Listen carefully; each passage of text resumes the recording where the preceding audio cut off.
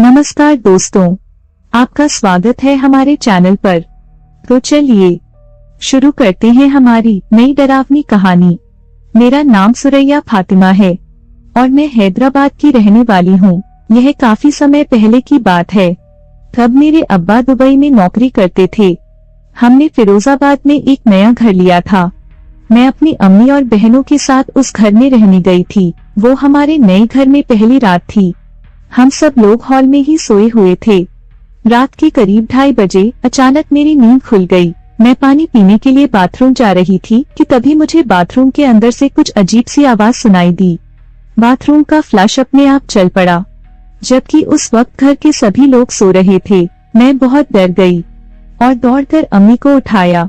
उस वक्त सबको ऐसा महसूस हो रहा था जैसे घर में कोई और भी मौजूद है, लेकिन दिख कुछ नहीं रहा था।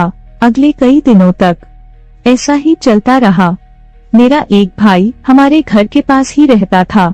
वो जब भी घर के सामने से गुजरता तो उसे लगता जैसे चूड़ियों और पायल की आवाज उसका पीछा कर रही है। वो भी बहुत डर जाता था। जब हम वो घर खरीद रहे थे तब कई लोगों ने हमें वहां न जाने की सलाह दी थी।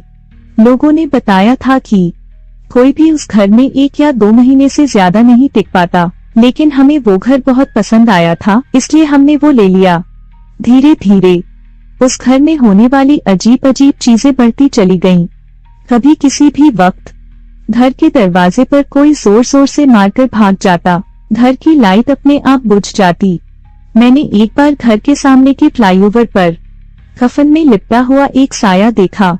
अब तो हालात ऐसे हो गए थे कि हमारे घर के सामने से भी लोग गुजरना पसंद नहीं करते थे, लेकिन ये सब तो अभी बस शुरुआत थी। एक दिन हमने घर के पीछे की झाड़ियों को साफ करवाया और वहां पिलर लगाने के लिए गड्ढे खुदवाए। बस फिर क्या था, उस दिन से तो हमारा जीना हराम हो गया। रात में घर का दरवाजा जोर जोर से भड़भड़ाने लगता। लाइट अपने आप चली जाती।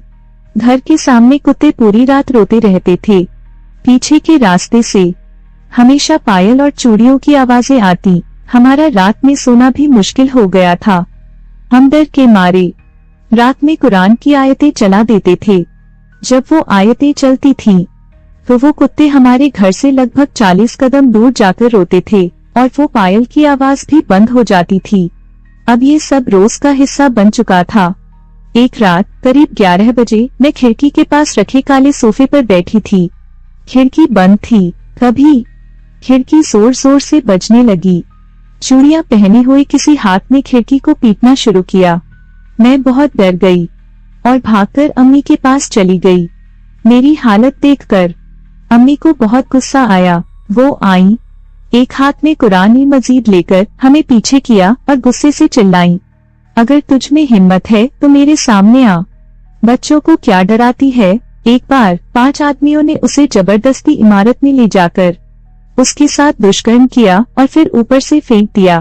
तभी से उसकी आत्मा इस गली में भटकती है और वहां के लोगों को तंग करती है। नए घर में आने के बाद एक रात मैंने सपना देखा। वो औरत हमारे पुराने घर में भटक रही थी। उसका रंग एकदम काला था। उसने पायल और चूड़ियां पहनी हुई थीं। वो सच में बहुत डरावनी थी, लेकिन उस दिन के बाद हमारा सामना उस औरत से फिर कभी नहीं हुआ। तो दोस्तों, अगर आपको हमारी यह कहानी पसंद आई हो तो लाइक करें, शेयर करें और सब्सक्राइब करना न भूलें। ऐसी ही डरावनी और रहस्यमय कहानियों के लिए जुड़े रहें हमारे चैनल के साथ।